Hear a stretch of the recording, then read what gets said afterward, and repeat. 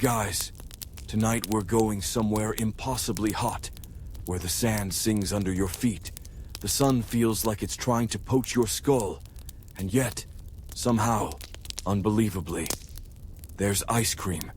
You stand in the middle of an ancient Persian desert, your sandals nearly melting, watching heat shimmer across the endless beige. There's no electricity, no fridge humming softly in the kitchen, no tiny convenience store selling half-melted tubs of rocky road. And yet, in this timeless landscape, someone is about to offer you a frozen dessert so cold it fogs your breath, and so delicately flavored it makes your eyes close on reflex. You probably won't survive this if you're expecting a modern ice cream truck. But trust me, what these people had was cooler, literally and metaphorically. So, before you get comfortable, take a moment to like the video and subscribe, but only if you genuinely enjoy what I do here. And let me know in the comments, where in the world are you listening from, and what time is it right now? Now, dim the lights, maybe turn on a fan for that soft background hum, and let's ease into tonight's journey together. You trudge through the dust of an ancient road, the kind that was never really built, just worn smooth by generations of sandals and hoofbeats. To your left, a ridge of clay hills. To your right, the faint outline of a crumbling wall, sun-bleached and stubborn.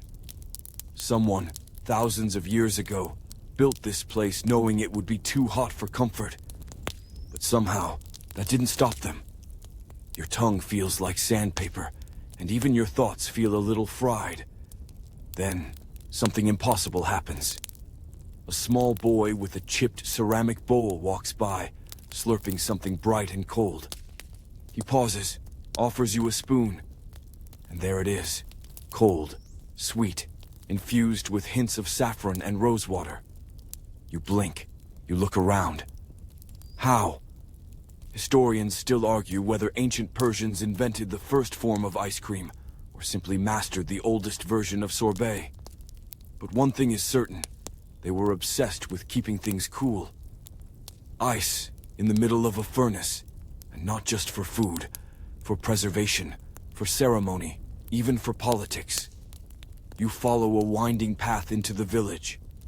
The homes are squat, built low to the ground with thick walls made of sun-dried mud bricks. No glass windows here, just slats and slits that funnel air exactly where it's wanted. Inside, it's several degrees cooler. You let out a low breath. Already, you feel your shoulders loosen. A soft laugh escapes a woman stirring something in a clay pot near the entrance of one house. She's folding in ingredients you can't quite name. Something floral, something nutty, something like time itself. She catches you watching and gestures toward the horizon. There, she says. Or maybe that's just what you imagine. That's where the cold lives. You squint in the direction she points. At first, you see nothing but sand and distant hills. But then, a shape. A dome, rising like a mirage. It looks oddly alien, smooth and pale in the desert sun, its curves both functional and beautiful. You don't know it yet, but you're looking at a yakhchal, a Persian ice house, a structure older than air conditioning, more elegant than most modern inventions, and so efficient it could keep ice frozen all summer long. Think about that for a moment. In a region where summer temperatures routinely punch past 100 degrees Fahrenheit, people were not only preserving ice, they were using it to make treats, to soothe fevers, to preserve food, and to impress dinner guests. They were, essentially, reverse engineering a refrigerator out of mud, geometry, and stubborn genius. As you continue down the path, you notice little details. Grooves carved into the roads to let runoff flow away from where people sleep. A shallow channel beside a home, guiding water toward a low pool. The way the homes are oriented, not for beauty, but for wind. A donkey snorts behind you, dragging a cart full of straw-covered blocks. One falls and shatters. It's not stone, it's ice, wrapped in layers of insulation, still solid after a journey across burning sand. And now you really need to know how. You reach the edge of the village just as the sun begins its slow, molten descent. A group of boys kick a ball made of stitched goat leather, each laughing breath misting slightly. Not from chill, but from the humidity carefully preserved inside the yakhchals' entrance chamber. A man passes by, balancing two ceramic jars. One drips slightly. You lean in and taste. Rosewater. Fragrant. Cold. The kind of cold that doesn't just refresh you, it confuses your brain. For a moment, you forget where you are, and that perhaps was the point. Ancient Persians knew that cold wasn't just practical, it was status. Ice meant power. If you could produce it, move it, store it, you had wealth, influence, perhaps even the gods' favor. It's easy to forget how recently the rest of us got refrigeration. Mechanical cooling didn't exist until the 1800s. But Persians, they were in the ice game 2,000 years earlier. As the stars begin to peek out, slowly, lazily, like sleepy sentries, you sit down by a low mud wall and listen to the wind. It sighs through the slats above you. Somewhere nearby, someone drops a spoon into a bowl. Someone else lights a lantern. A dog barks once, then curls back into the dust. And just like that, you realize something oddly comforting. You're in one of the hottest places on Earth, and somehow, you're completely, perfectly cool. You wake, or maybe you never really slept, on a woven mat beneath the flicker of early morning light. It's quiet except for the lazy groan of wood stretching in the heat, and the distant splash of water being poured from jug to basin. The desert is already warm, like a loaf just out of the oven, and you know it'll only get hotter. But you're headed somewhere cooler. You trail behind an older man with sand-colored robes and soft sandals. His back is bowed, not from weakness, but from a lifetime of bending to build things that last. He hums tunelessly as he walks, and every so often he glances up at the skyline, where a squat mud-brick dome rises like a sunken temple. The houses you pass seem sleepy. Thick mud-brick walls, flat roofs, and small windows, barely more than slots. You pause in front of one, running your fingers along the wall. It's warm, yes, but not baking. And when you lean close, you realize the surface is cool just beneath the outer layer. That's because mud brick isn't just ancient, it's kind of magical. Made from a mix of clay, water, straw, and sometimes even goat hair or powdered ash, these bricks were sun-dried, not kiln-fired. That made them breathable, perfect for insulation. Hot air stayed out, coolness stayed in. And if one cracked, you didn't call a contractor. You just smeared on more mud. The man turns back and taps a brick with his knuckle. Holds ice better than any palace, he says. Or again, maybe that's just what you imagine. Either way, you nod solemnly, like you knew that already. Historians still argue whether mud brick was a stopgap for poor regions or a deliberate architectural choice in Persia. But here in the desert, it was the smartest material available. It was local. It was cheap. And when layered properly, it could compete with modern insulation. No joke. You follow him through a narrow passage that opens into a shaded courtyard. Here, the air feels different. Denser. Cooler. A fig tree stretches lazily overhead, and water trickles somewhere nearby. It's the kind of place that makes you want to lie down and not speak for a few centuries. You're offered a clay cup. It's filled with something that smells like cucumber, mint, and a hint of vinegar. It's saffscented, Persian syrup diluted with water and herbs. Not exactly a slushy, but your overheated brain loves it. The woman who hands it to you gestures toward the walls again. These homes aren't just walls, they're cooling machines. Built thick, often over 3 feet, and sealed with a layer of plaster or smooth clay, they absorb the cool of the night and slowly release it during the day. Some even have qanats, underground channels that funnel water from distant mountains. That water moves beneath the home, cooling it further, before exiting in a shaded garden pool.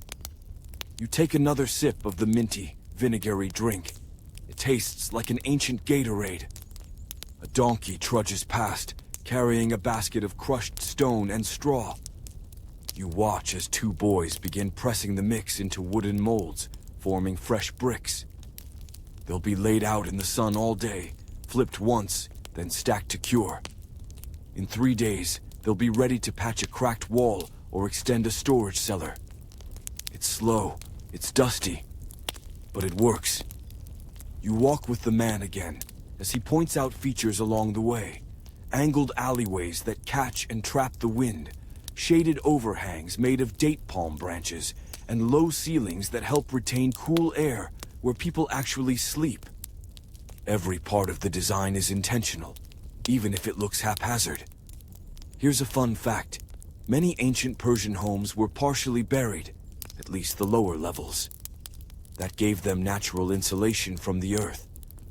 Imagine your basement being the best room in the house, but not for watching movies, for survival. Feel this, the man says, probably, and you press your hand against a painted blue tile embedded in the wall. It's downright cold, in the middle of the desert. Your eyes widen. It's not just the materials, it's the shape. Flat roofs for drying fruits, rounded domes to prevent heat buildup, narrow courtyards for channeling airflow.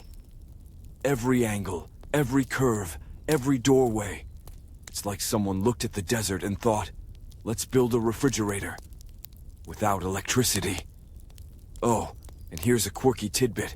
Some of the bricks had inscriptions on them, names, prayers, or even short poems. Why?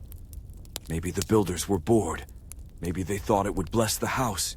Maybe it was just the 500 BC version of graffiti.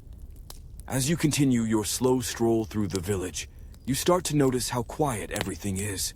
No hum of air conditioners, no whir of fans, just wind, water, and the occasional donkey fart. And yet, people look comfortable. Their homes don't try to fight the desert. They work with it. One house has a curved wall covered in reflective white paint made from crushed seashells. Another has hanging fabric screens soaked in water. As air passes through, it cools. Primitive evaporative cooling, centuries before we even had the term. You begin to realize that this isn't primitive living. It's sustainable engineering. These people aren't just surviving the desert, they're styling in it. The man finally stops in front of a large gated structure with a sloping ramp that dips underground. The temperature immediately drops several degrees as you approach. The mud bricks here are smoother, thicker. The entrance is carved with symbols you can't read, but one of them looks suspiciously like a snowflake. He smiles without showing teeth and opens the gate. This, he says, or maybe your imagination fills it in, is where the ice begins. You step through the narrow gate, and instantly the air wraps around you like a cool cloth on a fevered brow. It's subtle at first, but unmistakable. The deeper you walk, the more the heat fades, like it's being gently peeled away. The sweat on your neck actually dries, your shoulders drop, your breath slows. This is not the desert anymore. This is something else entirely. Before you, rising out of a shallow basin carved from the earth, is the yakhchal. It looks like a giant upside-down funnel, with a smooth dome that narrows into a pointed tip. The outer surface is pale, made of a special mixture of sand, clay, lime, goat hair, and ash, a waterproof, insulating plaster known as sarouge. You run your fingers across it and feel the faint roughness of time. Not a single seam, not a single crack. Just centuries of quiet resilience. Historians still argue whether yakhchals originated as tomb-like granaries or were always designed for ice. Some claim they doubled as food vaults and emergency storage during times of drought or siege.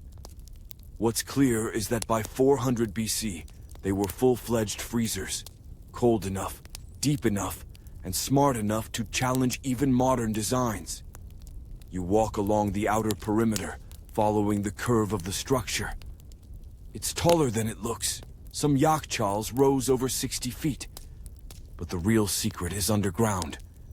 You spot the edge of the descent, a long, sloping ramp that coils gently downward, deeper and deeper into the earth.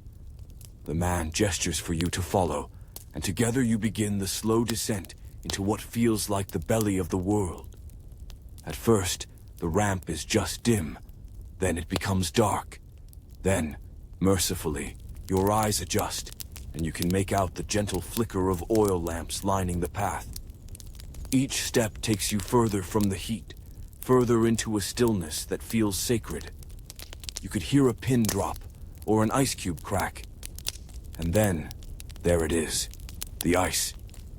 Not massive blocks, like something you'd pull from a glacier. No, this is more intimate. Slabs, stacked, covered in straw, burlap, and woven mats. Some are more than a month old, yet still intact. Others glisten slightly, freshly harvested, and already cooling the air.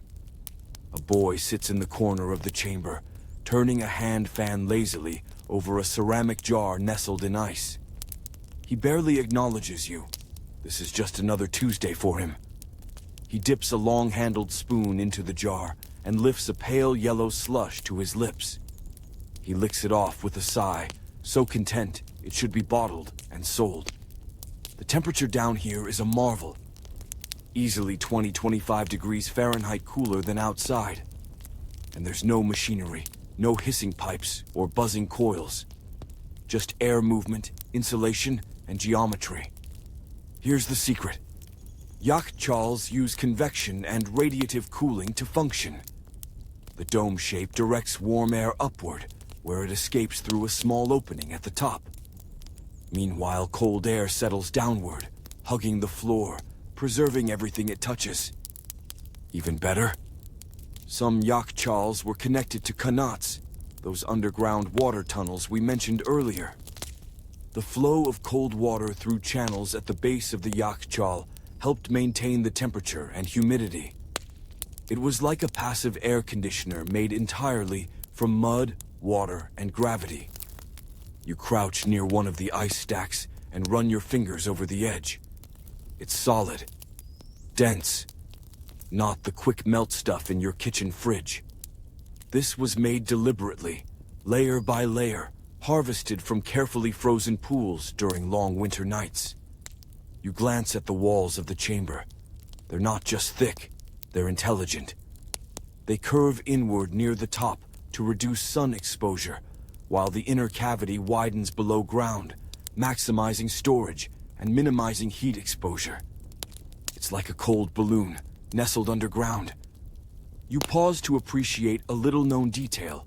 Some yakhchals were also used to store rosewater and fruit syrups, chilled to perfection.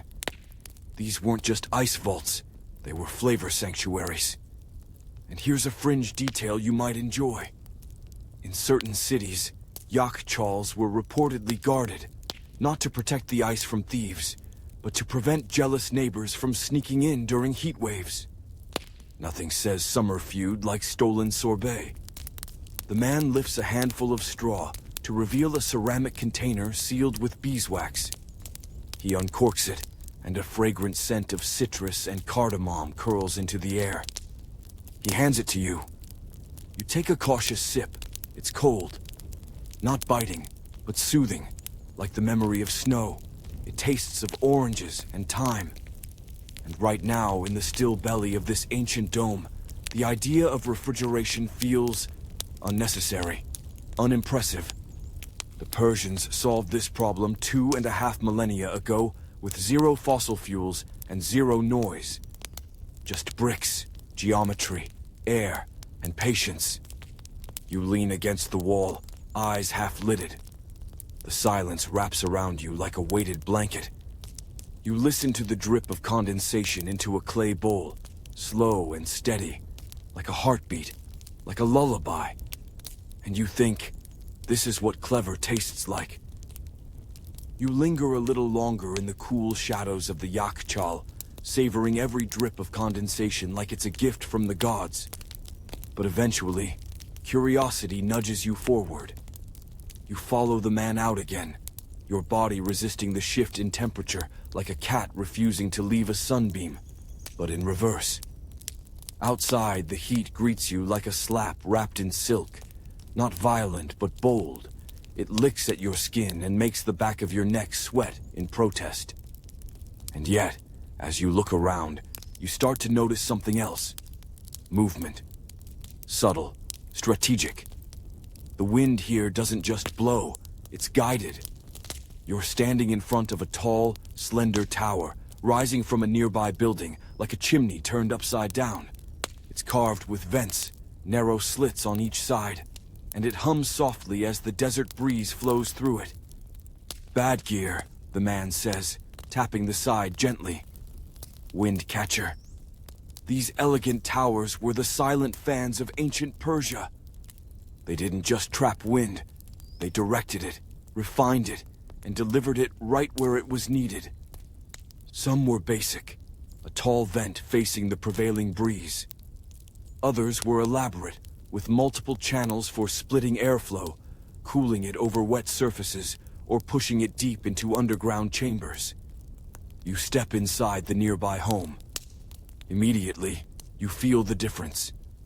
The air is in motion, light, deliberate, clean.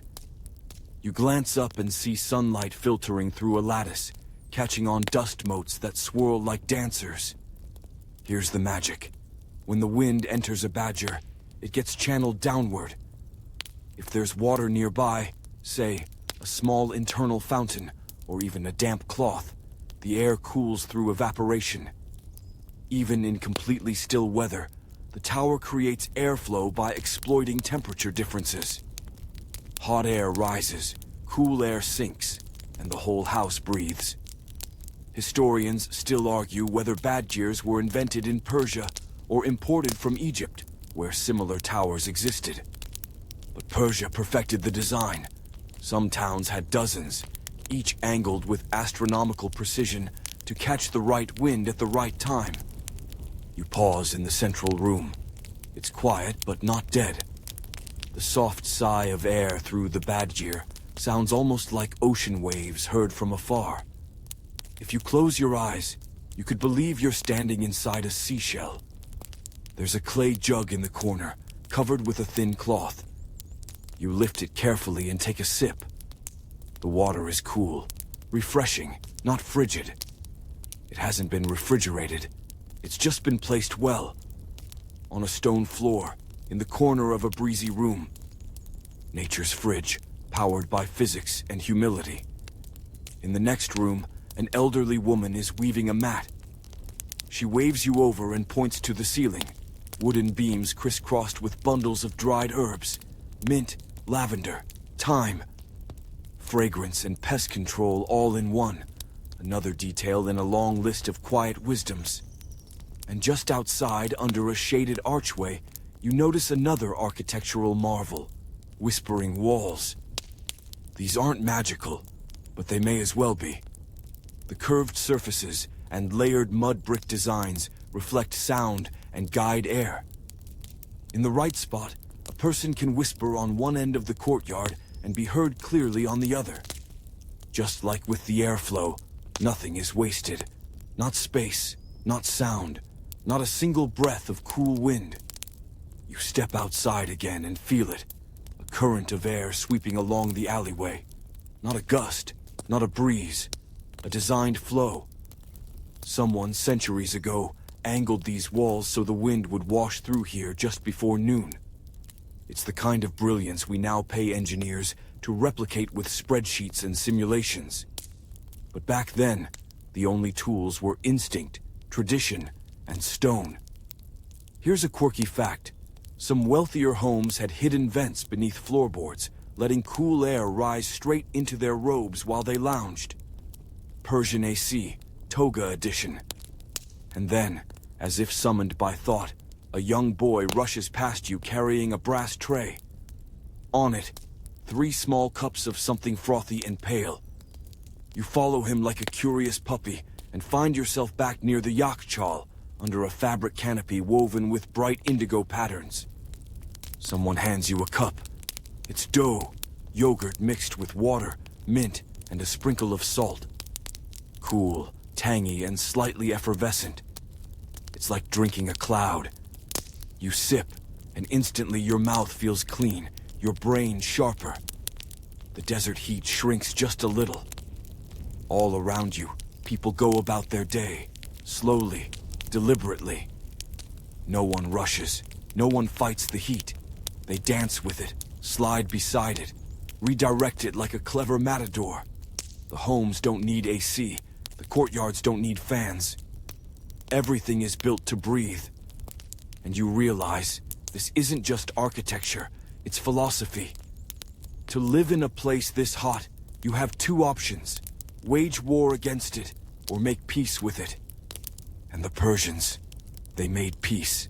They whispered to the wind and built homes that listened. You lean back against the wall as a gust rustles the canopy above you.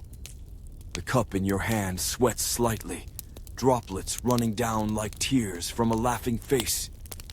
A girl giggles nearby as she fans her mother with a palm frond. A man gently scoops water into a clay basin for a sleepy goat. Everything feels cool, not cold, not artificial, just right. You close your eyes and let the breeze touch your cheek again, carried through walls that were never meant to shout, but always meant to sing. You open your eyes slowly, blinking into the warm, golden haze of late afternoon. The sun has shifted just enough to soften its intensity, casting long shadows that stretch like lazy cats across the village. But the heat is still there, drowsy, heavy, waiting. And yet, beneath your feet, ice still exists. You follow the man back toward the yakhchal, though this time you're not headed inside. Instead, he points toward a small grove of palms on the village's outskirts. Nestled between the trees are wide, shallow stone basins, just a few inches deep, lined up like oversized dinner plates under the open sky. This, he tells you with a tilt of his chin, is where the magic begins. These are ice pools, part of the nightly ritual of harvesting cold in the most unlikely place imaginable. You crouch beside one and run your fingers along the edge. The stone is smooth, pale, and slightly cool to the touch, resilient after years of abuse from both sun and frost. So, how does it work? At night, when the temperature plummets, especially during the dry winter months, water poured into these shallow basins begins to freeze. Slowly, carefully, one whisper-thin layer at a time, not always completely, and never quickly. But night after night, with patience, that ice forms. The reason? Radiative cooling. Even if the air temperature hovers just above freezing, water exposed to the clear night sky can lose heat to the black void of space faster than it gains heat from its surroundings. It's like the sky is sipping the warmth away. Historians still debate just how efficient these pools were, how much ice they could really produce, how many nights were needed, how many workers were involved. But local records suggest they worked, over and over again. Enough to fill yakhchals, enough to satisfy kings. Tonight, you're lucky. A breeze picks up as the last rays of sun dip behind a ridge. The village begins to hum. People emerge from their homes, not in a rush, just calmly, rhythmically. The way you might prepare for a dinner party or a festival. Boys and girls begin carrying clay jugs of water to the pools, pouring them carefully to just the right depth. Not too deep. Thick water won't freeze fast. Not too shallow. You'd only get a frost. They've done this for generations. No one rushes. Everyone knows the rhythm. You help. You're handed a small jug, its surface cool from being stored underground. You tip it gently, watching the ripples spread across the basin's floor. The water gleams in the twilight, catching the first of the stars. There's something mesmerizing about it. Someone lights a lantern, then another. The flickering glow casts golden halos over the pools, as if blessing each one. A few people sit nearby, sipping warm tea and chatting quietly while they wait for the cold to come. And yes, this entire process requires patience. No buttons, no thermometers, just trust. To speed things along, workers sometimes added salt to lower the freezing point, or chose nights with no clouds, no wind. A perfectly clear, dry night could produce a thin sheet of ice by dawn. If they were lucky, and the weather stayed cold for several nights in a row, they could collect slabs thick enough to stack and store. A fringe story you overhear. In one particularly harsh winter, it's said a yakhchal keeper lay belly down beside each pool, whispering to the water, begging it to freeze. Did it help? Who knows? But that year's ice lasted until midsummer. The man nudges you, beckoning toward a small hut nearby. Inside, workers prepare for the dawn ritual. They've already set out insulated baskets, lined with straw, wrapped in wool, sealed with cloth. Some are reinforced with palm bark. When the ice is ready, it will be gently broken, lifted with wooden tongs, and packed carefully into these baskets for transport. You find it quietly thrilling. These people aren't just waiting for nature to cooperate. They're working with it, timing it, shaping their lives around it. The harvest of ice isn't passive, it's strategic. And the wildest part? It works. By the next morning, assuming the air behaves, there will be frozen sheets of ice glinting in these shallow basins, like the desert blinked, and for one moment, remembered winter. You sit back on a low wall, the warm stone pressing into your legs, and listen. Somewhere nearby, someone plucks a string instrument, a soft, slow tune that loops like a lullaby. The wind hums along. You realize this isn't just about dessert or comfort. It's about control, the ability to bend the unbearable just enough to make life delicious. A girl offers you a fig from a woven basket. You take it, bite gently. It's rich, warm from the sun. And yet, in just a few hours, someone will be eating ice in this very same place. You let that thought melt on your tongue. Dawn stretches across the desert like a sigh. The stars retreat, the wind stills, and the first blush of sun peeks over the ridgeline, just enough to touch the tops of the palms with a glow like melting gold. And in the still blue shadow before, it all turns hot again. The ice has formed. You walk quietly with the others, your sandals whispering against the packed earth. The pools glisten. Not all of them froze. Some are just cold water, licking gently at their stone edges. But others have thin, delicate sheets of ice stretched over them like glass made by the night sky. The villagers approach them with reverence. No one rushes. This is not the time to shatter. It's the time to listen. The man you've been following crouches beside one of the pools and places his fingers gently on the surface. It makes a sound, faint, crystalline, like a distant chime. He nods once, then uses a tool made of polished wood to tap the corner. Crack. The ice splits neatly. A sigh of admiration ripples through the group. Here begins the ice-making ritual. One by one, the slabs are lifted from the shallow pools using wide, flat tongs. They're handled delicately, like newborns or sacred scrolls. Each piece is cradled in a padded tray and gently packed into the waiting baskets, still cool from the night air. It's not a loud process. There's no barking, no commands. Just the scrape of tongs, the creak of rope, and the occasional pleased grunt. Even the children help. They know exactly how much straw to add, how to knot the cloth just right. You lend a hand, tentatively. The ice is slippery, heavier than you expected. And yet, there's a strange joy in it, a pride that you helped pull winter out of the desert. Here's a quirky detail. Some communities would mark the first slab of the season with a ribbon or sprinkle it with rose petals. It was a symbolic offering, part celebration, part superstition. The first ice, like the first date harvest, deserved a bit of drama. Historians still argue whether these rituals were purely practical or held spiritual significance. Some believe the act of freezing water, of turning liquid into solid under the open sky, was considered a kind of alchemy, a moment where nature bowed briefly to human intention. You can believe it. It feels like magic.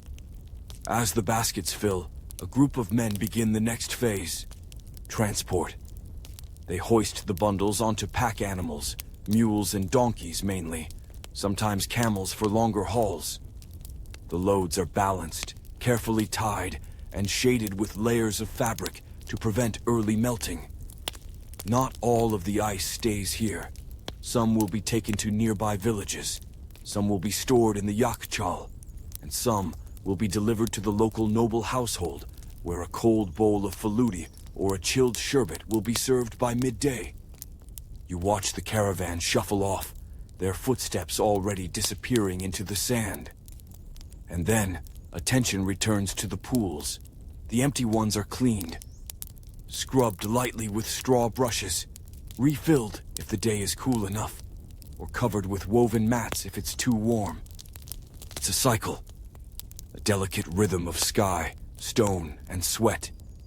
Someone hands you a bowl, wooden, shallow, filled with something soft and pale yellow. It looks like snow that's been gently folded. You taste it. It's bastani sonnati, traditional Persian ice cream. Creamy but not heavy. Floral but not soapy. There's saffron, definitely. Rosewater. Tiny chewy strands of frozen starch that surprise your tongue. And something else. Salep, perhaps. The orchid root that gives it a stretch. A texture halfway between custard and cloud. It's astonishing. You eat slowly as the morning warms and the first insects buzz lazily in the air. You watch the last of the ice pools begin to melt, already softening in the sun. The moment is brief, fleeting, and that, perhaps, is the beauty. None of this was designed to last. Not the ice, not the cold, not even the dessert. It's about the chase, the quiet triumph of shaping a world that doesn't want to be shaped. And now you understand. It wasn't just about keeping cool. It was about proving that cool could belong here. A goat bleats in the distance.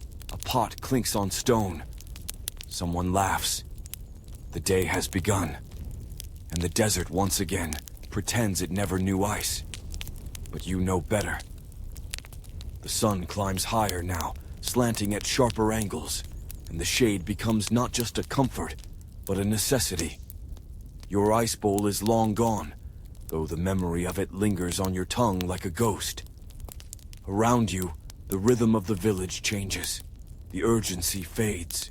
People move slower. Conversations soften. Most are retreating indoors. But you're going underground. The man leads you away from the pools and past the yakhchal's outer wall. This time, instead of walking down the main entrance ramp, he gestures toward what looks like a simple stone well, wide enough to crawl through if you're bold or foolish. You are, of course, both. He lifts a panel, revealing a staircase spiraling downward. You descend, the temperature dropping with each careful step. The walls here are smoother than the yakhchals, cut directly into packed earth. You run your fingers along them and feel coldness, dryness, and silence. These are the Kanat tunnels. Imagine an underground river built by humans, without pumps, without pipes, and without a single drop wasted. Qanats were Persia's quiet miracle. A gravity-powered water delivery system tunneled beneath mountains and valleys, bringing snowmelt and underground streams to thirsty cities and farms hundreds of miles away. You duck slightly. The ceiling is low. The air is dry, clean, and cool. In the distance, you hear the faint, rhythmic trickle of moving water. Some Qanats had small access shafts like this, every 20-30 meters. Vertical tunnels used during construction and for maintenance. If you look down into one today, it would resemble a dotted line running across the desert, a trail of mystery. And some Qanats, like this one, connected directly to yakhchals. You pause in a slightly wider section of the tunnel, where a cooling chamber has been carved out. The floor slopes gently. Here, ice is packed into insulated storage hollows, protected not only from heat, but from light and moisture. The temperature, still astonishing. Even now, with the sun a blinding hammer overhead, it's chilly enough to see your breath if you exhale slowly. Historians still argue about the logistics of these underground networks. Were they maintained by elite engineers? Did towns collaborate or compete over their construction? Were some secretly redirected to feed wealthier estates while the public ones ran dry? One thing's for sure, Qanat diggers were rock stars.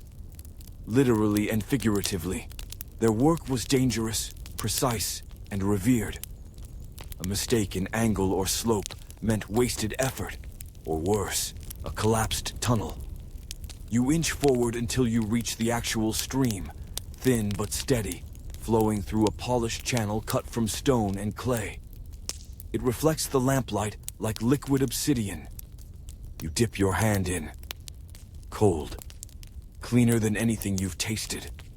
It's been filtered by rock, carried for miles, and delivered silently. You sit on a low ledge, your back against the earthen wall. You could fall asleep here. In fact, you might. The man beside you speaks softly, perhaps telling you how, in the old days, entire cold storage networks were built into these tunnels. How clay pots filled with ice or sorbet could be rolled gently along the floor. How during summer feasts, servants would disappear down here and re-emerge hours later with the freshest offerings, as if conjured from nowhere. Here's a quirky twist. Some Qanat-connected homes had cold closets, miniature yakhchals inside their basements. They weren't for commoners. These were luxuries. If your house had a breeze duct and a cold closet, you were basically royalty. And yet, it all feels humble. No noise, no energy bill, no flickering lights or overheating compressors. Just earth, gravity, water, patience. Eventually, the man stands and offers you a shallow clay bowl. It's got a tight lid sealed with wax. You crack it open. Inside is a scoop of falud, thin frozen noodles made from starch, soaked in rosewater and lemon. They glisten slightly, resisting the spoon in that satisfying, chewy way. You taste. It's like frozen perfume, and lemon zest had a snowball fight. Sweet, tangy, slippery, and utterly foreign. And again, cold. You laugh softly to yourself, alone in an underground tunnel beneath a desert, eating ice noodles older than most languages still spoken. The man nods, pleased. He takes your empty bowl, tucks it into a basket, and begins the climb upward. You follow slowly, reluctantly, the stairs warming with each upward step. By the time you reach the surface, the sun is fully awake. But now you understand what lies beneath, the vast subterranean freezer humming quietly below everyone's feet. Not magic, just genius. You squint at the horizon. Heat waves shimmer like illusions. But underground, ice still waits. Back above ground, the sun has no mercy. It smothers rooftops, bakes clay courtyards, and bullies shade into narrow strips. You squint, ducking under a low awning woven from palm leaves. Even the goats look annoyed. But the people, they aren't flustered. They're focused, because today, there's a delivery. You follow a pair of men as they prepare for what seems like a small expedition. A short caravan is being readied. 3 mules, each fitted with carefully balanced panniers, packed with straw, wool, and tightly wrapped clay containers. The precious cargo. Ice, and something even more valuable. Knowledge. The bundles aren't large, but they're compact, insulated, and sealed like secrets. You catch a glimpse inside one before it's tied up. A square of cloudy ice wrapped in thick layers of salt-soaked cloth. It looks like treasure. Because it is. These men are headed to a neighboring village. It's not a far journey, maybe 10 or 12 miles. But in this heat, it might as well be 1,000. To keep the ice alive, they'll move early, stick to shade, and travel slowly. If they're lucky, it'll survive intact. But you're not here to watch that journey. You're here to explore a secret. How Persia got better at freezing things. You're led into a low building off the village square. It smells faintly of brine, and the air carries that specific, biting tang you'd recognize anywhere. Salt. The room is lined with barrels and shallow pans, each one filled with slushy water or strange crystalline piles. You step closer and realize this isn't food prep. This is temperature control. Someone stirs one of the basins with a long wooden stick, revealing a slush of ice and salted water. Here, they're not freezing despite the salt. They're freezing because of it. It's counterintuitive, but here's the science. When you add salt to water, it lowers the freezing point. That means ice can exist in a colder, slushier, and more flexible form. It won't freeze rock solid, but it will stay colder longer. Ancient Persians figured this out through trial, error, and sheer persistence. Historians still debate how widespread this practice was. Some say it was only used by elite ice handlers. Others argue it spread through merchants, especially those involved in the Silk Road trade, where knowledge flowed as freely as spices. And here's a fascinating fringe detail. Some scholars believe this salt technique was imported, shared through Indian or Chinese traders who passed along fragments of chemical wisdom alongside bolts of silk and baskets of peppercorns. You like the idea of that. Somewhere, on a dusty caravan route, 2 strangers discussing not gold or politics, but how to keep dessert cold for another hour. You crouch beside a pan as a young boy adds a fresh handful of rock salt. The ice inside hisses softly, alive, reactive. He grins. It's a simple ritual, but you can tell it matters. Nearby, a woman pours syrup into a small clay mold. Rosewater, pomegranate, maybe honey. She buries it in one of the slushy bins. Tomorrow, it will emerge as a treat. A puck of frozen sweetness, firm but yielding, chilled with salt and patience. This is sorbet, Persian style. No dairy, no eggs, just fruit, sugar, and technique. Served at weddings, shared at festivals, gifted to diplomats. A symbol of hospitality, of balance, of mastery over the environment. You're handed a small bite on a sliver of polished wood. It's tart, chilled, and melts with a texture somewhere between shaved ice and velvet. You close your eyes. There's nothing modern about it. And that's exactly what makes it unforgettable. Then, just as your taste buds are recovering, the door opens, and in walks a man with a pouch slung over his shoulder. He's dusty, sun-browned, and humming something tuneless. He sets the pouch down and carefully unwraps a packet of snow. Yes, actual snow, gritty, compact, and unmistakable. He scoops it into a bowl lined with banana leaves, then gestures for another boy to mix it with fruit juice and herbs. This is a luxury few can afford. The snow has been traded down from the mountains, carried in wool and wrapped with reeds, passed from runner to runner until it arrives here. Snow in the desert. It's hard to believe, but it happened.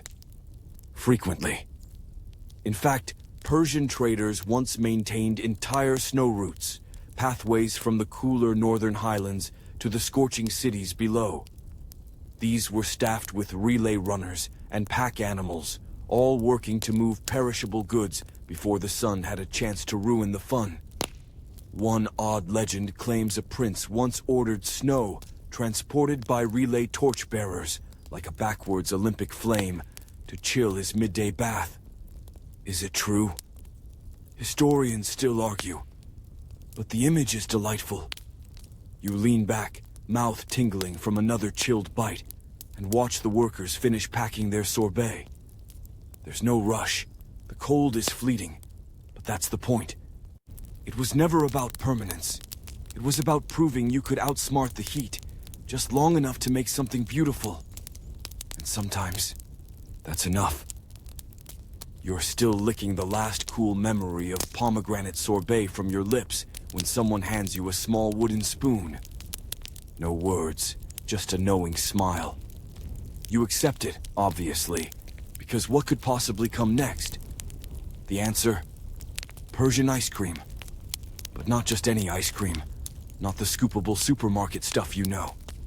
This is bastani sonnati, a creation that barely resembles the dairy desserts of the West, and yet somehow feels like their older, wiser ancestor. You're guided into a shaded courtyard. In the center stands a tall man with thick forearms and a paddle. He's churning a massive copper bowl full of something pale, stiff, and gleaming with saffron threads. Around him, children watch, transfixed, whispering and pointing at the strands of creamy gold as they stretch and fold. You lean closer. The smell is divine. Saffron, rosewater, pistachio, and something mysterious that smells like snow with a college education. The churned mass is thickened with salep, powdered orchid root. It gives the ice cream a stretchy texture, almost like taffy. Not chewy in a bubblegum way, chewy like silk, like a food that remembers being a flower. You dip your spoon into the bowl and take a bite. It doesn't melt instantly. It yields slowly, like it's reluctant to leave. The taste is floral, creamy, slightly nutty, and cold. Not painfully cold. Comfortingly cold. The kind of cold that makes you exhale slowly without realizing it. And yes, it's dairy-based, made from milk and sometimes cream. But with the added bounce of salep, the whole texture becomes elastic, like a scoop of dessert doing yoga. Historians still debate whether bastani sonnati evolved from early sorbets or came as an entirely separate invention. Some argue it was influenced by Indian kulfi. Others say it was born here, from Persian ingenuity and an unrelenting desire to impress royal guests with the impossible. And here's a quirky historical tidbit. Persian ice cream used to be layered. One of the more elaborate versions involved sheets of frozen cream, layered with sweet syrup and nuts, then folded like a millefeuille. It was more architectural than edible, until it hit your tongue. You try a second version now, served between two thin wafers, like a delicate saffron-scented ice cream sandwich. It crunches gently as you bite, and you almost laugh at the contrast. One bite of sweetness, centuries of engineering. But this isn't just a dessert. It's a cultural ambassador. You watch the ice cream master shape the next batch by hand. Every movement is deliberate, practiced. The folding isn't just about mixing. It's about infusing texture, trapping cold, and introducing air in a way that defies science textbooks. This process was usually done in winter, when ice was easier to come by. The final product was stored in ceramic pots, sealed with wax or cloth, and buried inside the yakhchal, or stored deep in kanat-connected basements. You peek into a nearby storage niche. Several pots sit half-buried in sand and straw, each marked with a tiny carved symbol. Probably flavors, or names, or warnings like, Do not eat this one unless you're feeling particularly poetic. A few children begin chanting a rhyme as one of the pots is opened. You don't understand the words, but you get the idea. It's the ice cream song. A celebration, a ritual. The first scoop of the season. A little girl, no more than 5, offers you a spoonful from her cup. You accept. This one tastes of orange blossom and honey. A whisper of citrus, a blink of sweetness. It vanishes instantly. And again, you're stunned. There's something deeply emotional about this. Maybe it's the heat. Maybe it's the fact that every cold bite feels like a minor miracle. Or maybe it's just that humans have always craved a little indulgence, especially when they have to work so hard to make it happen. One elderly man seated nearby sees your expression and grins. Only the best ice cream, he says, comes from the people who don't take it for granted. You nod. He's right. Because here, every scoop has a story. Every bowl is a badge of cleverness. And every frozen bite is a celebration of what it means to live in a place that shouldn't allow this. And yet, through creativity, stubbornness, and centuries of quiet refinement, absolutely does. You glance back at the bowl of bastani sonnati, now half empty, slowly softening in the shade. And you realize something. This isn't ice cream. This is pride. You stretch out beneath the awning as the village hums into its quiet, midday lull.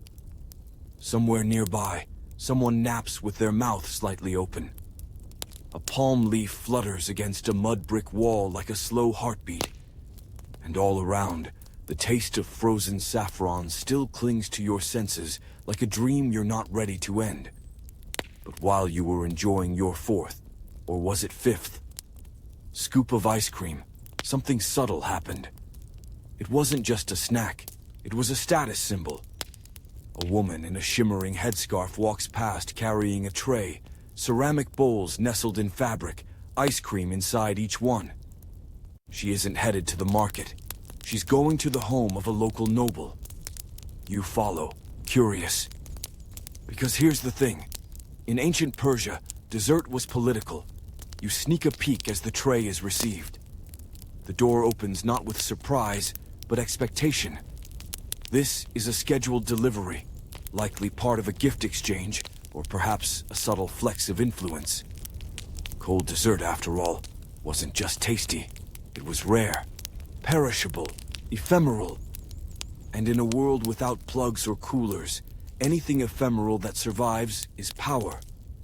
Historians point to written accounts from the Achaemenid and Sassaniid periods that describe royal banquets where cold dishes were served between courses, not because they made sense, but because they could. It said, I have the reach, I have the means, I have snow in July. You step back into the square, watching a small group of artisans receive a delivery of flavored ice. There's a ledger involved, a discussion about weight.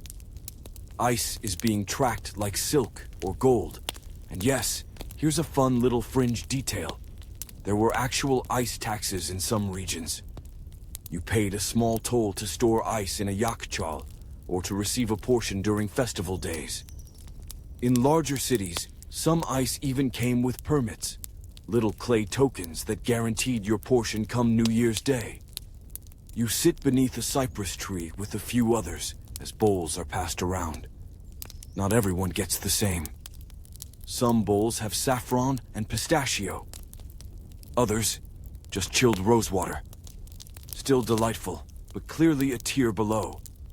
And you begin to understand the rules of this cold game. The more complex your dessert, the more status it implied. A block of pure ice?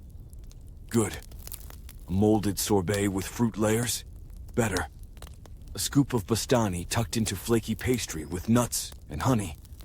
That's a dessert with clout. The young boy shuffles over carrying a tray awkwardly. On it sits what appears to be a frozen dome, a half-sphere of something pale and shimmering, studded with crushed nuts and tiny shards of what might be candied citrus peel. He lowers it reverently before a man with a silver beard and 6 rings on his fingers. This, your host whispers, is sheer yak, milk ice, frozen solid, and then shaved into ribbons. It's flavored with cardamom and sweetened with mulberry syrup. It's not common, it's not cheap. It's the kind of thing that makes guests gasp softly before tasting. You watch the man take a bite and smile. It's not for show. It's genuine satisfaction. And more than that, it's approval. The kind of approval that opens doors. Because in this world, ice impresses. Persian rulers and officials used cold treats as gifts, bribes, and declarations. A well-timed serving of sorbet could settle a land dispute. A bowl of bastani might soften the edge of a delayed tax. There are even tales of generals promising ice at the front lines to boost soldier morale. A dangerous promise, a powerful one. Historians still argue whether these stories are exaggerated, whether the delivery systems were really that reliable. But when you see the way people react here to a perfectly cold dessert, you start to believe it. You lean against the wall and take a slow sip of melted faludi. Even now, it cools your lips and throat. Someone nearby mutters a joke about a man who tried to sneak into a yakhchal just to chill out for an hour. It didn't end well, but he died relaxed. There's laughter, and more bowls. Then you notice something else. Ritual. Each time a bowl is served, it's passed with both hands. Each person who receives one takes a moment before tasting. There's a rhythm, an etiquette. This isn't just a treat, it's a ceremony. And suddenly you realize, cold, in a place this hot, becomes more than a sensation. It becomes a shared moment, a form of gratitude, a communion. You glance around the courtyard, watching how people lean toward each other with their desserts. Not to hoard, but to share, to compare, to say, "Can you believe this?" And honestly, you can't. Not really. You close your eyes and let the last spoonful melt on your tongue. It's sweet, creamy, chilled to the bone, and also somehow royal. By now your stomach is full, your limbs pleasantly heavy, and your brain chilled in more ways than one. You've tasted frozen noodles, chewy saffron taffy cream, and snow from a stranger's pouch.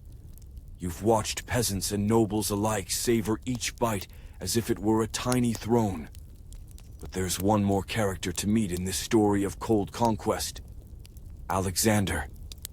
Yes, that Alexander, the Macedonian with the big sword and bigger ego, also known as Alexander the Great. You'd think he'd be too busy building empires and naming cities after himself to care about dessert. And yet, historians still argue whether Alexander actually tasted Persian ice, but the rumors are delicious. According to some sources, during his long and dusty campaigns through Persia and Central Asia, Alexander's entourage carried snow and ice down from the mountains, wrapped in straw and layered in wool, much like Persian methods. But here's the twist. They used it not just to chill wine, but to serve frozen fruit treats during victory banquets. Imagine the scene. Battle-weary generals seated in a silk-draped tent, sweaty and bloodied, raising bronze cups of spiced wine, and then being handed chilled pomegranate sorbet. It would have been the ancient world's version of bottle service at a very exclusive club. The trick, of course, was speed. The snow runners had to move fast, often traveling overnight to keep their load from melting. One apocryphal story says Alexander awarded a horse to the man who delivered ice, still solid, after a 3-day march. Another version says he nearly executed someone for letting it melt. That sounds about right. But here's what's not debated. The Persians had already perfected the art of ice long before Alexander showed up. He may have conquered their cities, but when it came to staying cool, they conquered him. There's even an account that claims Alexander ordered the construction of a yakhchal near one of his eastern outposts, not for practical use, but to mimic the engineering he had seen in Persia. A copycat king, trying to steal some of that frosty prestige. You walk now along a wide avenue that once bore the weight of empire. The stones beneath your feet are uneven, scorched by centuries of sun. Yet here and there, you see signs, faint impressions of foundations, ceramic shards, and half-buried channels that once carried water. A local elder taps one of the stone markers and says, or maybe you just imagine, this was the place where Alexander demanded a cold bath. According to village lore, he couldn't sleep in the desert heat. A local engineer rerouted Connaught water and packed the bathing chamber with snow. Did it happen? No one's sure. But honestly, it feels true. Because you're starting to understand that cold wasn't just luxury, it was identity. A form of pride. Persians didn't just enjoy the chill, they designed their lives around it, even in a climate that tried every day to burn that ambition away. And if a man like Alexander, who could flatten cities with a finger, paused long enough to notice Persia's icy brilliance, that says everything. You stop at the base of a cracked wall. A faded carving shows a stylized cup, swirling lines above it, maybe steam, or maybe mist rising from something impossibly cold. You smile. This was more than architecture, more than food. It was a kind of soft power. Where most empires built walls, the Persians built windcatchers. Where others hoarded grain, they shared sherbet. Where others feared the heat, they taught it to behave. And that's probably what rattled old Alexander the most. Not that he couldn't win, but that they made ice in a desert, and then shared it. You run your hand along the stone and feel the faint coolness of the shaded surface. It's a whisper now, but it lingers, like a memory, like a challenge. Can you make ice where it shouldn't exist? Can you bend the unbearable into something sweet? You exhale slowly, and as the wind slips past your neck, you're pretty sure it answers. You can, if you do it like the Persians. The sun leans westward now, but the heat hasn't gone anywhere. It lingers like a stubborn guest who doesn't know when to leave. You shade your eyes and follow the same dusty path the ice caravans once took, though with far less urgency and a bit more sweating. You're headed toward the edge of the settlement, past gardens, workshops, and domed roofs baking like loaves of bread. Eventually, you arrive at a wide platform where a few men are loading tightly bundled blocks into a wooden cart. Each block is wrapped like a sacred relic, buried under straw and canvas. This is ice logistics, Persian style. What you're witnessing isn't just delivery. It's the final act of a complex system that began weeks earlier.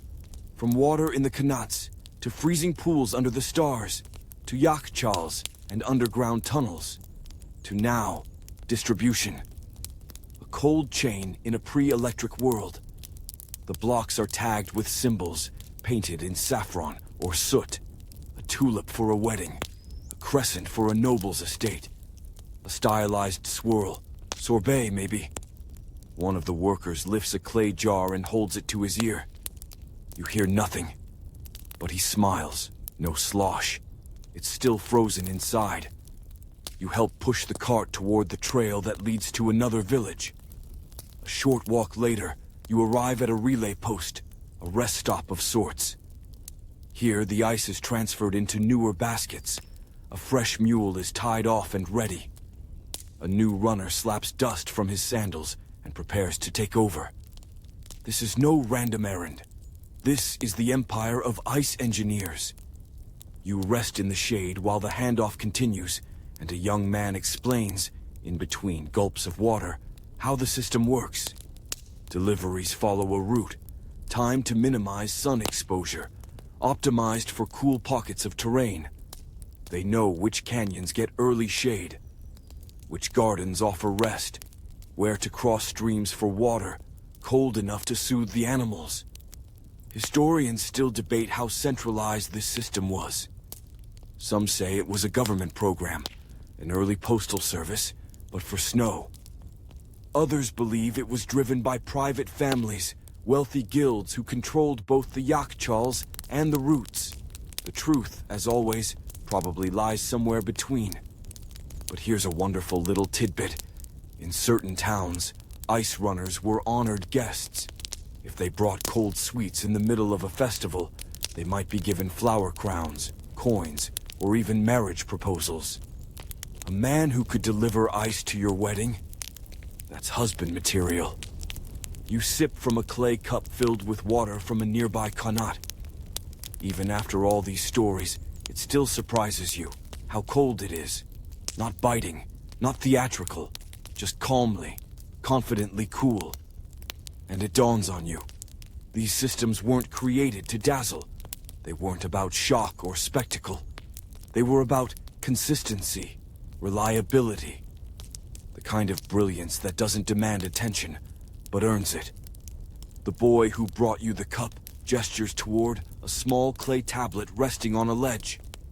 It's marked with numbers and a diagram, a chart of ice flow. Who gets what, when it arrives, how long it should last. It's a logistics ledger, and it looks older than your entire education.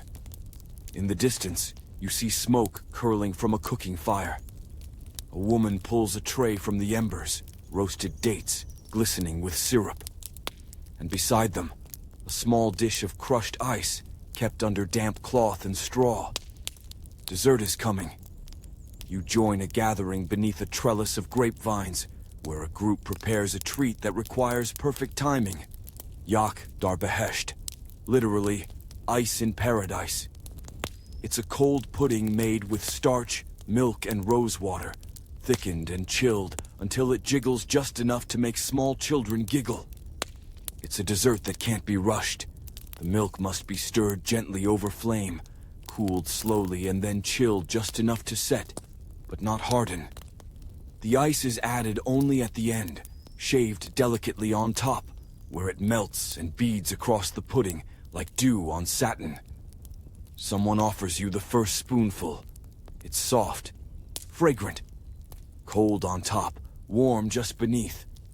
A layered experience, a metaphor in dessert form. And that's what the Persian ice system really was, a layered miracle. Not just a building, not just a product, but an entire network of people, tools, animals, engineers, and the patience of hundreds.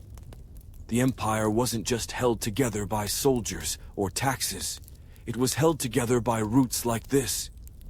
Roads not of conquest, but of comfort. And now, sitting in the twilight, pudding bowl in hand, you understand. This wasn't just engineering. This was hospitality, weaponized.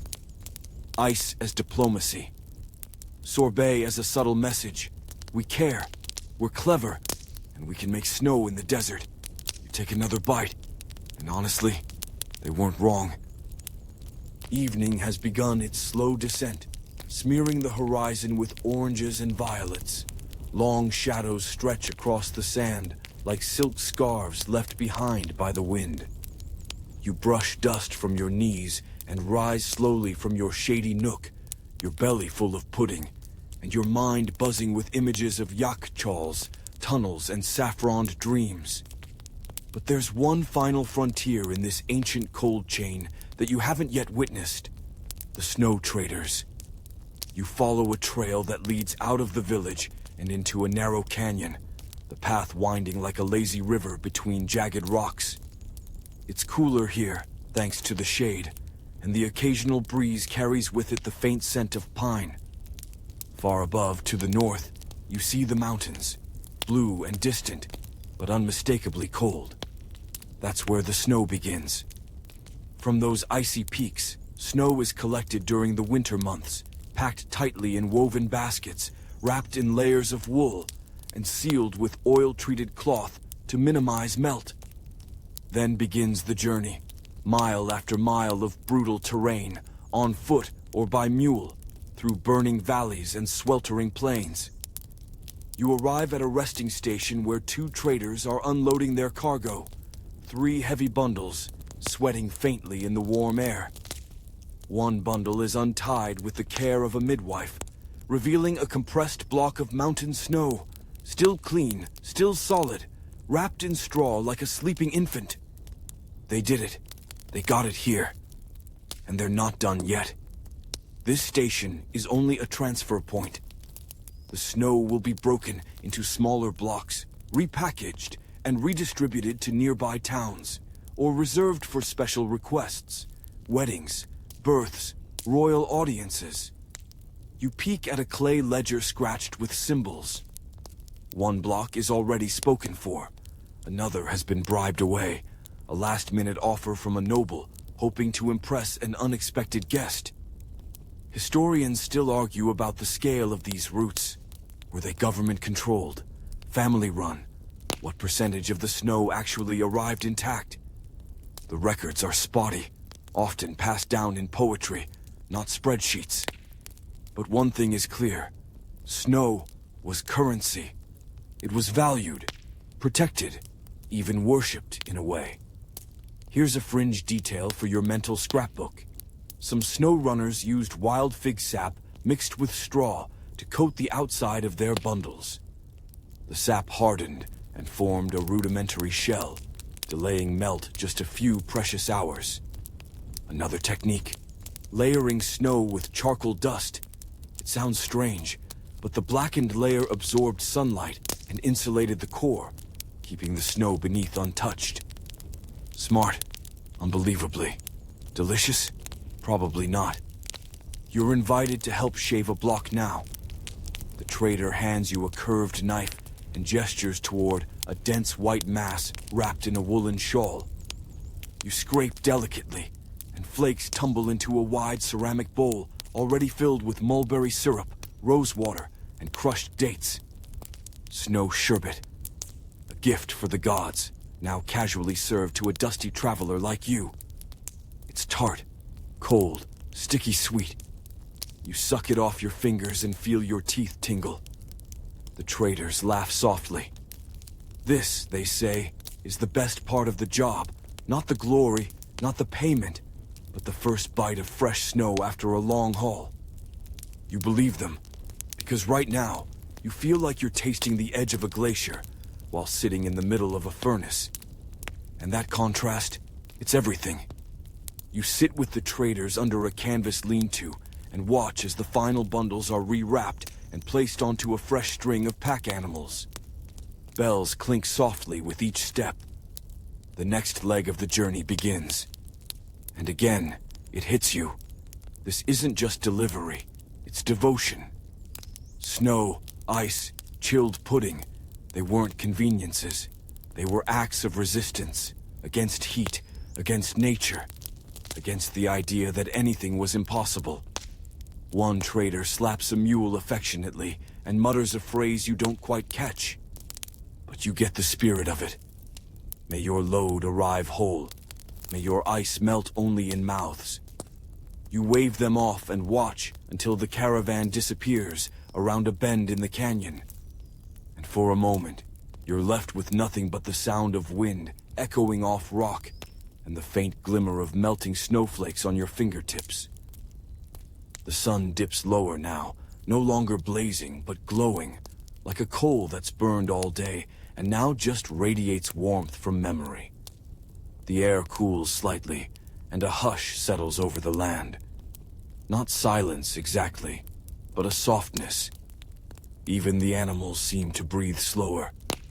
You're guided toward a different kind of structure now, a fire temple, ancient and time-worn, sitting atop a low hill that catches the last rays of the evening light. Its walls are curved, as if bent gently by centuries of wind. Smoke rises steadily from a central chimney, scentless and ceremonial. You pause at the threshold. The air inside is still and sacred.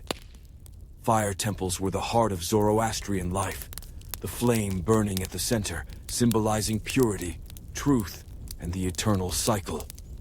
You might think a house of fire would be the last place to find ice, but of course, in Persia, paradoxes aren't just common, they're beautiful. You follow the narrow passage inside, and there it is, a ceremonial ice offering resting atop a polished stone basin. A shallow bowl, carved from white marble, lined with chilled rosewater, and floating cubes of snow packed in lotus leaves. Cold, precise, symbolic. A priest in a flowing robe nods at you but says nothing. You step closer. Here's something few people know. Ice wasn't just for feasting, it was for rituals. Some Zoroastrian ceremonies used ice to cleanse, to cool the forehead, to anoint the hands of the sick or the newly married. It was the contrast that mattered. Fire and ice, heat and stillness, spirit and body. You kneel beside the bowl and touch the surface. The water is barely liquid. Each cube trembles slightly, as if nervous in the presence of the sacred flame. And yet, they coexist, the fire roaring behind you, the ice cradled in front of you. Historians still argue about the deeper significance. Did the fire sanctify the ice, or did the ice remind them that purity existed even in the fleeting and fragile? There's a fringe tale passed down in whispers. During a year of great drought, one high priest was said to have fasted for 7 days and then emerged with a bowl of ice pulled from the yakhchal. He offered it to the flame without letting it melt, reciting prayers so slowly that each syllable was a lullaby to the temperature itself. Is it true? Probably not. But standing here now, in the glow of the fire and the hush of the shadows, you wouldn't dare call it a lie. The priest gestures to a side room, a small alcove cooled by a qanat flowing silently beneath. You step inside and see rows of shallow bowls, each with a scoop of frozen syrup melting slowly under flickering lanterns. These are ritual offerings, one for each of the community's ancestors being honored tonight. You're handed a spoon and gently encouraged to partake. The ice has softened, just slightly. The flavor is sharp, sumac and honey, bitter and sweet in perfect balance. You savor it, not just for taste, but for meaning. This isn't dessert, this is connection. You lean against the cool wall of the alcove. The murmured prayers behind you rise and fall like waves. Occasionally, someone enters, adds a fresh scoop of ice, lights a new lamp. No fanfare, no explanation, just continuity. In a land where the heat tries to erase everything, where empires rise and fall, and palaces turn to dust, this simple bowl of ice becomes a statement. We were here. We remembered. We honored our dead with something impossible and beautiful. And suddenly, that tiny ice cube floating in rosewater feels heavier than gold. You step back into the main chamber as the fire burns lower. Outside, the stars have begun to peek through the darkening sky. You can hear crickets now, and the soft scrape of sandals on stone. As you leave the temple, someone presses a small jar into your hand. Inside is a single cube of ice, still cold, nestled in dried lavender. A gift, a blessing, a reminder that even in a world ruled by fire, there is always a place for the cold. Night falls completely now, and the village transforms. The heat has retreated into the stones, tucked away like a bad memory. In its place comes a stillness, a calm so full, it feels like the whole world has paused to listen. You walk slowly through narrow alleys, past shuttered homes and flickering lanterns. Somewhere a reed flute plays a tune without urgency. And that's when you feel it again, the cool air drifting out from a nearby home. It's not just the wind, it's intentional. You step inside and instantly sense the difference. This isn't chance, it's design. You're standing in a home that's over 2,000 years old in style, yet more comfortable than most modern buildings. The walls are 3 feet thick. The floors are polished clay. A soft breeze glides through the room, guided by hidden vents and whispering ducks. The family invites you to sit. They're lounging on low cushions, sipping sweet drinks, and laughing softly at something no one bothers to explain. A boy waves you over to a corner where water trickles gently through a narrow channel, a qanat-fed fountain right there in the living space. Welcome to climate control, circa 500 BC. You lean back and let it sink in. While modern cities blast air conditioning 24/7, racking up bills and carbon footprints, this home breathes, it adapts, it understands its own environment. Historians often overlook this part of Persian innovation. We talk about domes and deserts, but the interior genius, that's where the magic lives. A woman walks past with a wide basket of herbs. She sprinkles dried mint and lavender into a shallow tray of water beneath one of the vents. As air passes over it, the scent fills the room.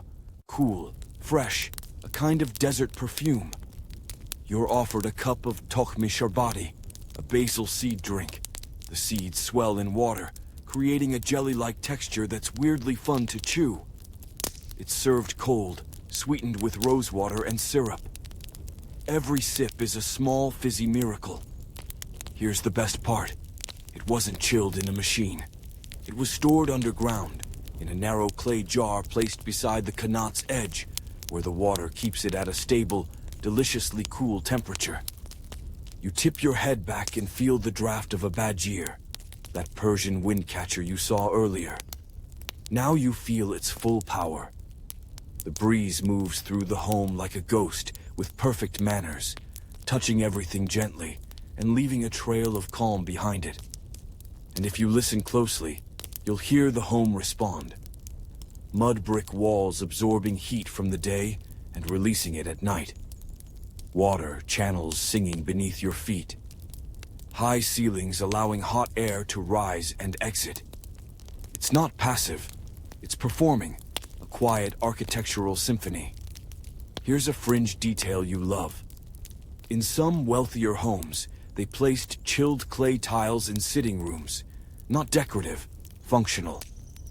Guests would sit atop them during summer evenings, absorbing the coolness while sipping fruit syrups and reciting poetry. Yes, poetry. Because why not? You wander into a side room, lower than the others, with a floor that dips slightly. It's called a sardab, a literal cold room. Built below ground, connected to qanat water and insulated on all sides.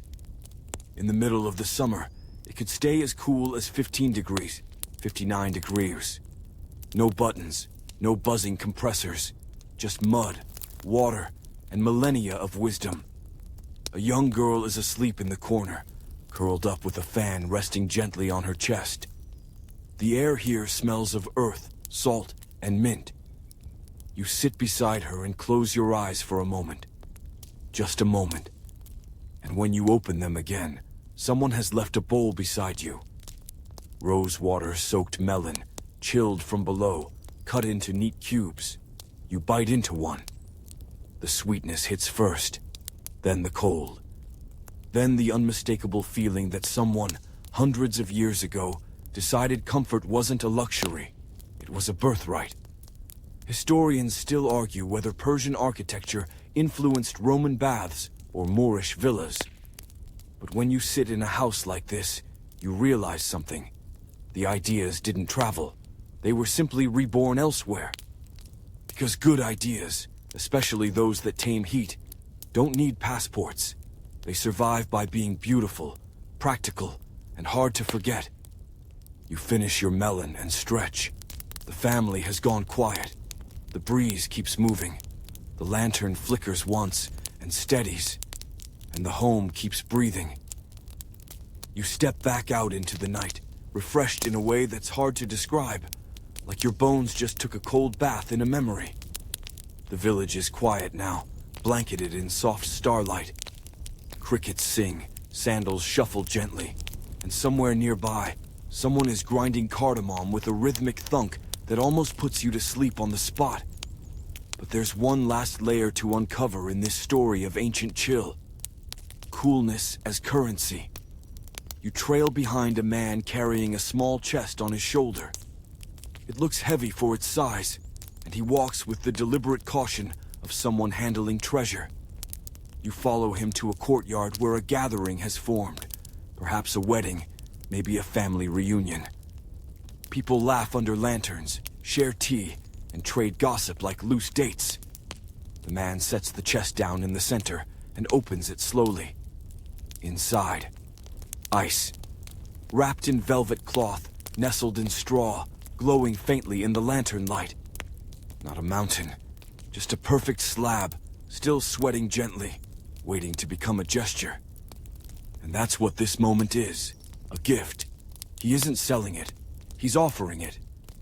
And in doing so, he's saying something without speaking at all. I thought ahead. I cared enough. I brought winter to your summer. The guests applaud softly. A woman bows her head and whispers a blessing. Someone claps 3 times. And the ice is gently lifted out and used to chill a pitcher of sherbet, a sweet drink made from fruit, flower petals, and spice. You're handed a cup, pomegranate and rose. Cold, almost too cold. You drink it slowly, like it deserves to be read aloud. And this is how you begin to understand the social weight of ice. In this world, coolness means favor. It's used in marriage proposals, diplomatic overtures, even bribes. A well-timed bowl of bastani can move a decision from no to tell me more. A tiny block of ice, shared at the right time, could mean the difference between war and peace, or at least between a cold shoulder and a warm welcome. Historians still argue about the extent of ice diplomacy. Some say it was exaggerated by court poets and storytellers. Others believe it was one of the earliest forms of gift-based power projection. You don't know for sure, but watching it happen now, it makes perfect sense. Here's a fringe tidbit. In some markets, ice wasn't just traded, it was bartered for stories. A traveling merchant might offer a scoop of snow in exchange for a tale from another city. These stories were then retold at festivals, some embellished, some completely fabricated, all chilled with credibility by the ice that came with them. You imagine a scene. 2 men sitting cross-legged under a fig tree. One tells a lie so bold, it makes the whole village laugh. The other hands him a cup of faludi and says, "That was worth the melt." Back at the courtyard, the guests are now passing bowls of chilled fruit, each dish punctuated by tiny clinks of clay spoons. No one rushes. This is not a buffet. It's a ceremony of respect. You notice the way people look at the man who brought the ice. There's admiration there, gratitude, maybe envy. But mostly, there's recognition. He's not rich, necessarily, but he's clever. He knew how to make something rare arrive at just the right moment. That's the game here. Be the person who can summon snow when no one else can. You sit beside the courtyard's stone wall and listen to the quiet celebration continue. Someone begins playing a cedar. The music drifts through the night like melted sherbet, sweet, slow, and a little sticky. A boy hands you another cup, this time filled with a slush of lime and mint, topped with a sprig of basil. He watches your reaction like it's the most important test in the world. You take a sip and give a slight nod. He beams. A victory. Because in a place this hot, where everything is temporary, plants, puddles, even peace, coolness becomes a way to say, we can make something last, even just for a moment. You lean back and look at the stars. They twinkle like chips of ice scattered across a black tablecloth. Someone nearby says something about frost being a kind of spell. You don't quite hear the whole thing, but you agree. Here in the desert, where time melts everything eventually, a cold drink shared at the perfect moment might be the most powerful magic of all. Dawn is still hours away, but the desert has shifted once more. A breeze returns, softer now, like a whisper across parchment. The village sleeps. Even the lanterns have dimmed. But you remain awake, drawn now by curiosity, deeper than comfort. You're heading toward the outskirts again, following a trail that leads behind the yakhchal. But this time, your guide isn't a noble, a cook, or a snow runner. It's a builder.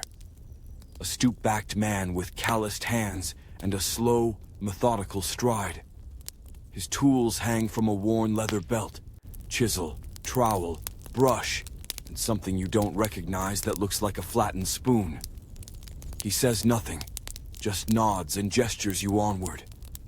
You're about to meet the forgotten ice masters, the people who made this entire miracle work, and then quietly disappeared into dust. There were no statues made in their honor, no lavish tombs, no odes composed beneath glowing ceilings. And yet, without them, there would have been no cool sherbet, no snow festivals, no fire temples cooled with dew. Just heat. Endless heat. You arrive at a small clearing where a partially collapsed yakhchal rests like the ribcage of a sleeping creature. It's not functional anymore, but it still teaches. The master kneels beside a section of broken dome and begins tapping gently, clearing away debris, exposing layers. And now you see it. Brickwork like poetry. Each layer angled ever so slightly, forming a spiral that guides warm air up and out while coaxing cold air down into the earth. No mortar as you know it, just a slurry of sarouge, sand, clay, lime, goat hair, ash, and the stubborn ambition of men who knew they'd never be famous. Historians rarely mention the names of these builders. Their records are sparse, sometimes just scratched symbols on raw brick. A crescent, a dot, a zigzag.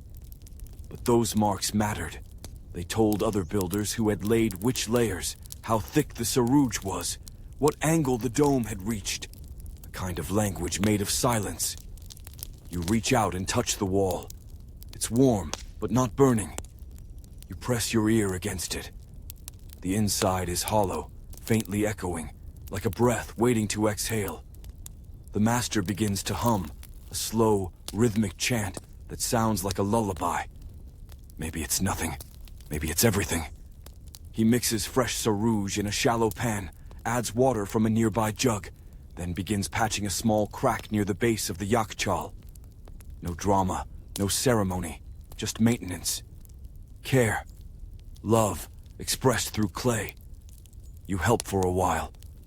The mixture is heavier than you expected. Coarse but pliable. The kind of material that holds secrets. And cold. As you smooth it along the curve of the wall, you notice fingerprints left behind from someone who came long before. Tiny ridges, a thumb pressed too hard, a human moment, fossilized in infrastructure. You're not fixing a wall, you're shaking hands with a ghost. Here's a fringe story you overhear in broken whispers. One master builder used to sleep inside the yakhchal during its construction, not out of superstition, out of commitment. He said he needed to hear it breathe. And when he died, they buried his tools in the ice chamber he helped build, sealing them inside like a pharaoh's treasure. You ask if the story is true. The builder shrugs. Maybe, he says. The best ones always are. You spend a few more minutes smoothing clay and listening to the night. Then the master stands, wipes his hands, and beckons you toward the edge of the clearing. There, stacked neatly, are rows of replacement bricks, each one sun-dried, hand-formed, and marked with small cuts or scratches. They're not standardized, not perfect. But together, they build something that works, that lasts, that matters. And that's the legacy of the Ice Masters. Not fame, not fortune, just function. They made cold possible, with geometry, sweat, and intuition passed down through quiet hands. You thank him. He smiles faintly. Not out of pride, but out of the satisfaction that comes from knowing you finally noticed. The yakhchal behind you gleams slightly in the starlight. Still cracked, still breathing, still here. just like the people who built it. The wind has gone still again, not dead, just waiting. You sit on a low stone wall outside the village, facing the pale silhouette of the yakhchal, its domed back catching the moonlight like the hump of some ancient sleeping creature. Everything seems so solid, so eternal. But of course it wasn't always, because even systems this smart, even people this stubborn, even ice itself can fail. And tonight, you're going to learn what happens when the system breaks. It starts small. One sandstorm. Nothing unusual, just a seasonal tantrum. But this one comes earlier than expected. It fills the ice pools with grit before the water can freeze. Workers clear them, of course, but now the rhythm is off. A few nights lost. Then, a weak winter. Not cold enough, not long enough. The pools don't freeze solid. The kanat water runs slower. The bricks on the yakhchal's walls start to crack under thermal stress, expanding, shrinking, sighing with fatigue. And suddenly, you're not harvesting ice. You're just waiting for it to happen. You walk through a scene now not of celebration, but of concern. Villagers are gathered in the courtyard. Pots are empty. Deliveries are cancelled. A boy shakes a basket of straw where ice should have been. Nothing. Just wet cloth. The priest frowns. The cook frowns harder. One woman shakes her head and mutters a phrase that needs no translation. No ice, no pudding. You join the master builder near the yakhchal. He presses his hand to the wall, just like before, but this time he doesn't smile. He sighs instead. The structure is sound. But what good is a perfect freezer with nothing to freeze? Historians still argue about how often these kinds of disruptions occurred. Some records suggest regular gaps in the ice harvest. Others say failures were rare, but when they happened, they rippled through the entire community like heat through cloth. Here's a quirky tidbit. Some towns held empty bowl rituals during ice shortages. Families would leave chilled dishes outside anyway, letting them sit through the day as a symbol of hope. A reminder that the chill would return, that they hadn't forgotten how to wait. You walk past one now, a clay bowl resting beneath a cypress tree. Inside, just water. But beside it, a sprig of mint. A promise. In these dry years, priorities shift. The noble families still get what little snow can be carried down. The rest goes to medicine, fevers, infections, childbirth. Ice becomes triage, not treat. And with scarcity comes tension. You watch a brief, quiet argument between two men at the edge of the storage vault. One wants to break open a sealed jar of preserved ice. The other warns him, if they use it now, there may be none next month. No one raises their voice. But the silence afterward is sharp. Here's where you learn something important. It's not just about having the technology. It's about having the weather to support it. The labor, the foresight. And sometimes, even that's not enough. You sit with the elders that night. They share stories of meltdown years, winters so warm that even the badgirs blew only heat. Years when people traded silks for a single scoop of faluda. When brides wept because there was no cold sherbet to serve guests. When fire temples ran dry and rituals were performed with only warm water and memory.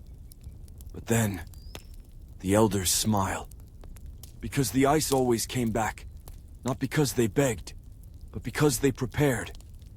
Even when the pools dried, they kept clearing them. Even when the snow didn't come, they still packed the baskets. Even when the yakhchal was empty, they mended the walls. Because coolness in the desert wasn't about indulgence, it was about faith in structure.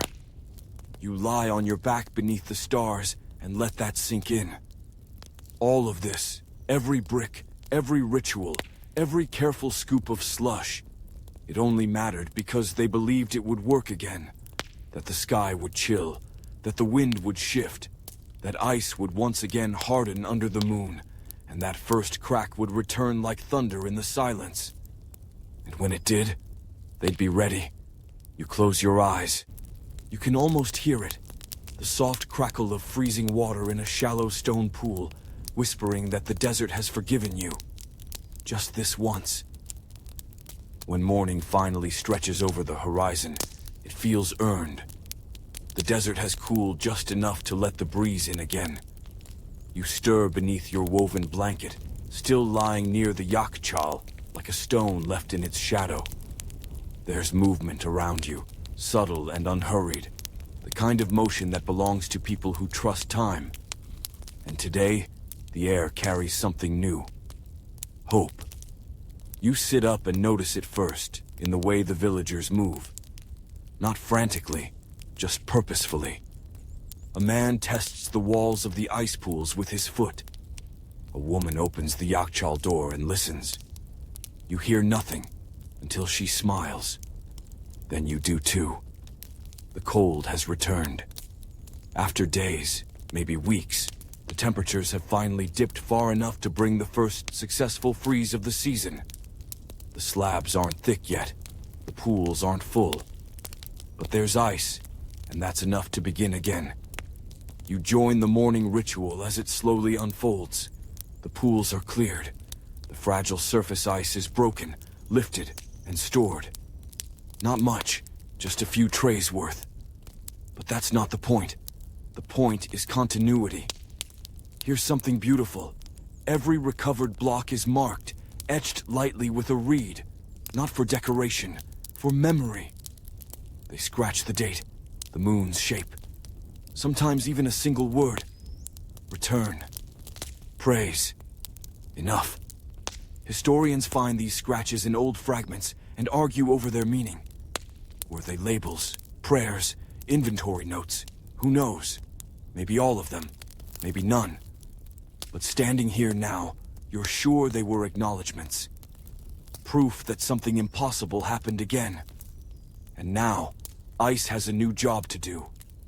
You follow a young woman carrying a sealed jar toward the village archives, a low building of thick stone, tucked beneath a canopy of reeds. It smells of ink and dust. Scrolls line the shelves, and in the corner, a single ceramic urn rests in its niche. Inside, slivers of preserved ice. This isn't food storage. This is a record. Some Persian communities kept symbolic ice samples from every successful freeze. A piece from the first harvest, a shard from the last, like bookends on a winter. You lean over the urn and feel the cold waft up, a quiet, stubborn resistance to time. One shard rests on a piece of silk, still intact. It's been there for over a week, layered between salt and charcoal. Still clear, still present. It's moving, somehow, like a photograph that breathes. You whisper something, not because it needs to be heard, but because the moment asks for sound. The woman nods. She places today's fresh chip beside the others, reseals the urn, and steps back. Later that day, people gather to celebrate. Not loudly, not extravagantly. Just together. The first bowls of sorbet are poured. The yakhchal gets swept. A boy runs around with a fan made of palm leaves, fanning every adult who pretends not to notice, but secretly adores it. And then, one of the elders brings out a clay tablet. On it, an inscription from generations ago, painted in natural dye and sealed with beeswax. A line that translates roughly to, "The heat does not own us. We endure with cold hands." You trace the groove of the letters with your fingertip. That's what this was always about. Not luxury, not indulgence, but refusal. The refusal to surrender to discomfort. The refusal to believe that the desert makes the rules. The refusal to let the heat be the only story. And so, they built domes, dug tunnels, watched stars, stirred puddings, pressed snow into clay. And in every action they whispered, "We can keep a little winter, even here." Now, as the sun lifts higher, and the heat returns for its daily rain, you walk one last time through the village. The yakhchal stands tall behind you, breathing deep and steady. The builders are already talking about patching the roof. The kids are already arguing over who gets the last scoop. And you're already a little cooler, just knowing this all exists. You linger at the edge of the village, one hand brushing the curve of a low, mud brick wall, the other holding a small sealed jar. Inside it, a spoonful of frozen pudding, saved just for you. Not cold anymore, of course. The desert reclaims what it can, but the sweetness remains. So does the memory.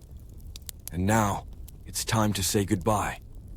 You take the long way out, walking a slow arc around the yakhchal one last time. Its walls glow faintly in the morning light, still damp from dew and dedication. You notice a fresh patch of sarouj drying near the base. Someone worked through the night. You nod to no one in particular. That's just what they do here. The village is beginning its day. Kids run errands. Women stir pots. A donkey yawns and knocks over a basket of mint leaves. Someone laughs. The man who first showed you the yakhchal is bent over a shallow pool again, smoothing the surface with practiced strokes. His hands know this shape, this rhythm. He doesn't need to look. You walk down a narrow path that leads past the last melon seller, who's trimming cubes for a customer. He gives you a slice, and you eat it without speaking. It's chilled just enough to make you close your eyes. You pass the sardab, the underground cool room where you once napped. Someone's opened the hatch to air it out. A breeze dances down into the shadows. You remember the girl who slept there, a fan resting gently on her belly. The house still breathes. Farther on, you reach the fire temple, quiet now, the flame hidden but alive. The marble bowl inside still cradles a little puddle, once ice, now offering. You don't go in. You just press your palm to the outside wall, warm with memory. You head toward the outer gate. Before you cross the ridge that will take you back into the noise of now, you look back one more time. And there it is, the yakhchal, standing like a monument to patience. The badgirs, catching the breath of invisible winds. The ice pools, thin and fragile, yet defiant. The people, not frozen, not passive, but quietly powerful. They don't worship the cold. They cultivate it. Like a rare plant that only blooms in stillness. Like a poem that only rhymes if you read it slowly. Like a memory that cools your skin even when it's gone. You take a deep breath and step into the sunlight. It's hot again. Of course it is. But now, you carry something with you. A taste. A lesson. A little winter, held inside. Wind down, 300 words. So now, you're back in your own bed, or maybe still curled on the couch, a blanket tangled around your legs. Maybe your fan hums gently in the corner. Maybe your cat's asleep across your feet. The desert has slipped away, hasn't it? But somewhere in the back of your mind, a dome still stands. The yakhchal, tall, patient, ancient. Mud brick walls breathing in silence. Windcatchers murmuring secrets to the air. You remember the quiet steps through underground tunnels, the way condensation dripped like thoughts too heavy to hold. You remember the feeling of a spoonful of sorbet melting on your tongue while stars blinked overhead. You remember how people in the hottest place imaginable built a life around coolness, not because it was easy, but because it was beautiful. You remember that being clever doesn't have to mean being loud, and that sometimes the smartest thing you can do is pause, observe, and work with the wind instead of against it. Let that feeling stay with you now. Let it settle behind your ribs like stored snow. Let it soften your breathing. Let it cool the restless edges of your day. And if tomorrow feels too hot, too fast, too much, just remember that ancient people once made ice cream in the desert. And they did it slowly, and they did it well, and it lasted. Good night, time traveler. Sleep deep, sleep cool, and dream in rosewater and stars.